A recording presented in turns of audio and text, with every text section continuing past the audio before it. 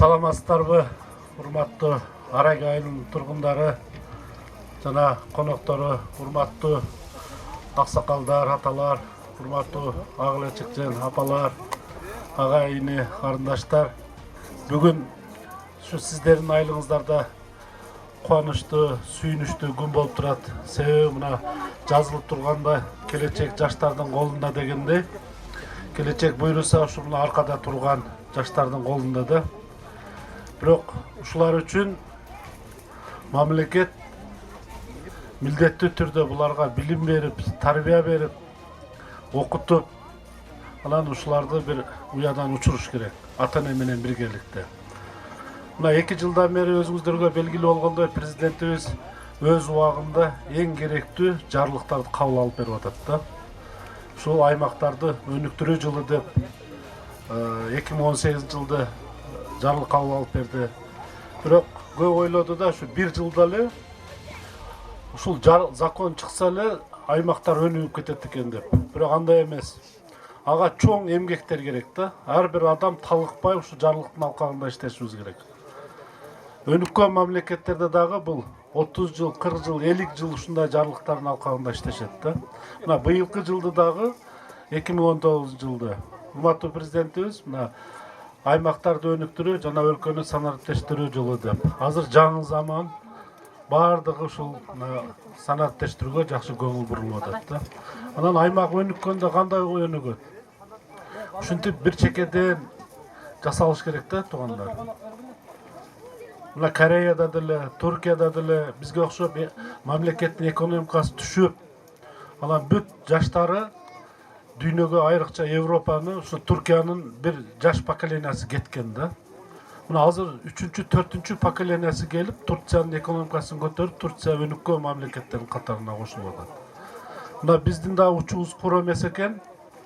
Ушу канча деген Кыргызстанда жаш жигиттерибиз сырт жака барып окуп, билим, тарбия алып, азыр келип, ушинтип ар бири өз айылдарына, шаарларына, мамлекетине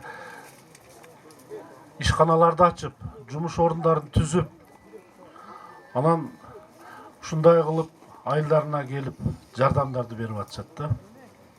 Мына ушул дагы ушул өнүгүүгө кирет, туугандар.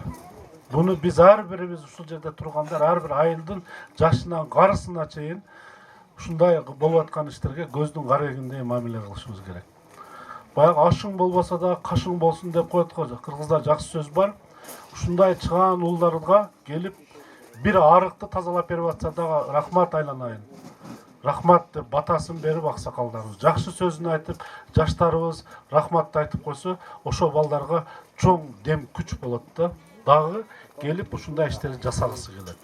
Бүгүн мына менин дагы келгеним себеби ушу мына Айбек Осмонов инибизди өткөндө Бишкекте жолугуп айтты, ушундай президенттин жарлыгынын алкагында ушу жаштарыбызга бир 2 спортту аянтча ачып берип атам. Ушуга бир келип бериңиздер. Бүгүн дем алыш күн болсо дагы мына биз келип, атайын бардык иштерди токтотуп, ушу урматтап сыйлап, ушу элге барып жакшы сөзүбүздү айтып, ушу балдарга жакшы сөзүбүздү айтып, рахматыбызды айтып коелу деп келдик. Азыр берге келгенге чейин мына төрага көз, шаардык кеңеш төрагасы көз. Мына заводдорду барып көрүп келдик да. Заводдорду барып көрдүк. Буга чейин да көргөн элем баягы башталып аткандарын.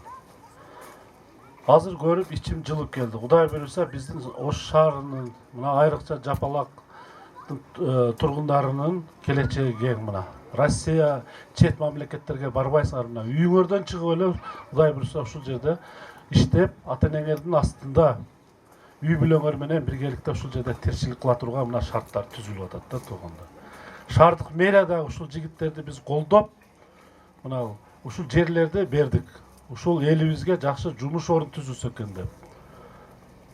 Бир план кылып эле ушул элдерге таркатып берип, ушул жерде бир 50-60 адам үй салып алып анан калып кетпесин деп, ошол элдерге дагы берилди 3,5 миң адамга. Бирок айрыкча жер ушул балдар жумуш орун түзсүн деп ушуларга шаардык мэриядан бердик да. Кече дагы мына 10 гектар жер бердик дагы. Ошол жерде мына ташталып кеткен жаман жерлерди, үй салганга мүмкүнчүлүгү жок жерлерди, ошолор булар өздөштүрүп дагы жаңы ишканаларды ачабыз деп атышат да.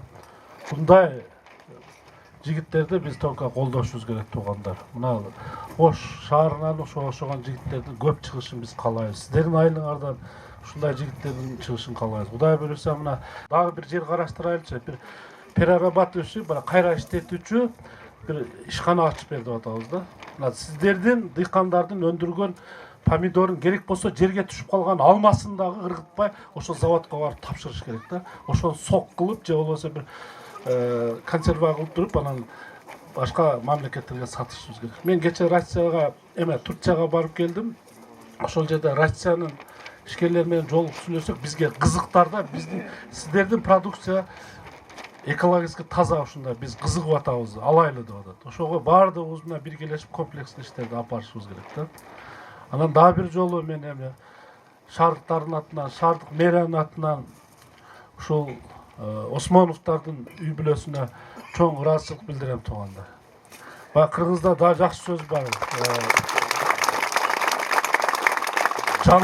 Жалыны болсо деринде, жарыгы тиет элине дейт да. Мына жалыны бар дериндеги балдар экен.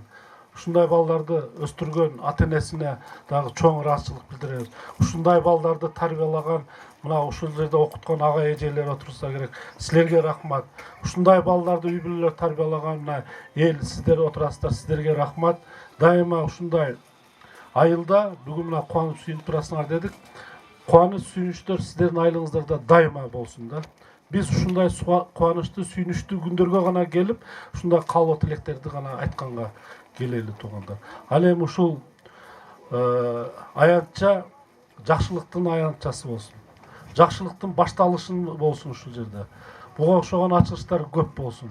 Ушул аянтчада ойногон балдар келечекте дүйнөлүк чоң футболдук клубтарда ойногон балдар чыксын да. Мен силерге ошону каалайм, ден соолук каалайм, үй бүлөбүздө тынчылык болсун. Мына кече ыйык Курбан айды күндө өткөздүк майрамды кимде ким ушул кайрымдуулук кылып курбандык кыла турган болсо, жакшы ниет кылса, ошол ниеттердин баардыгы кабыл болсун. Айылыбызда, жерибизде, шаарыбызда, мамлекетибизде тынчылык болсун.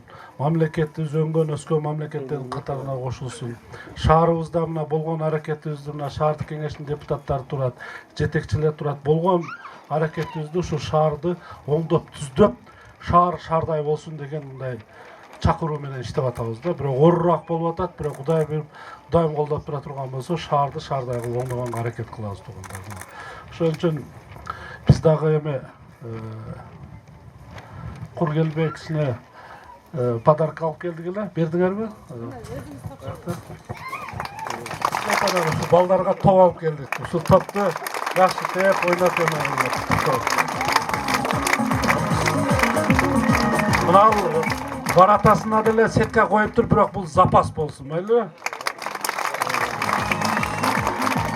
Бул ушу футбол ойногон балдарга форма, жакшы ийгилик болсун.